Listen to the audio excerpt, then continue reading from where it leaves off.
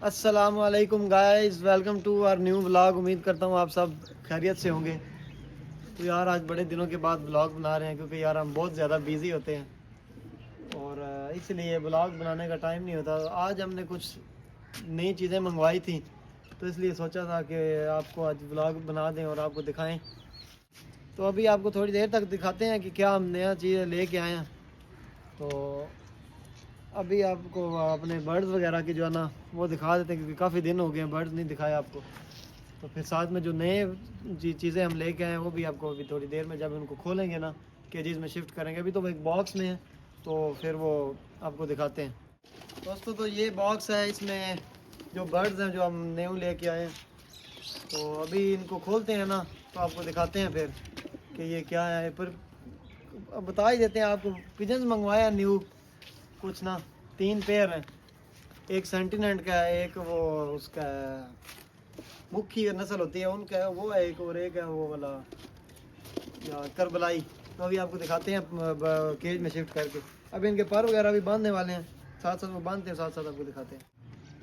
तो दोस्तों ये अभी ना इस बॉक्स में बड़े दूर से आए हैं सफ़र करके तो ये भी तंग हो रहे हैं।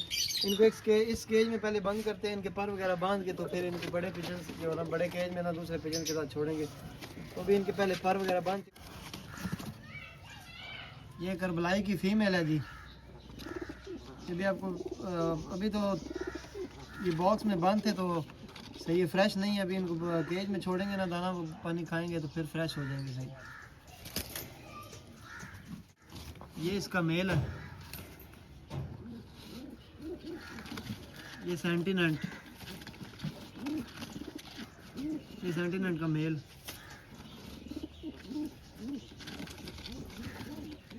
ये तीसरा पेयर है जी। कमेंट में ज़रूर बताइएगा कैसे लगे आपको हमारे नए जो पिजन्स हैं। अभी इनके पर बांध के फिर इनको उस केज में छोड़ेंगे। तो अभी दोस्तों अभी इनके पर वगैरह सारे बांध दिए, अभी इनको बाहर छोड़ते हैं दूसरे पिजन्स के साथ। देखते हैं फिर ये उनके साथ कैसा, ये वो इनके साथ कैसा सलूक करते हैं।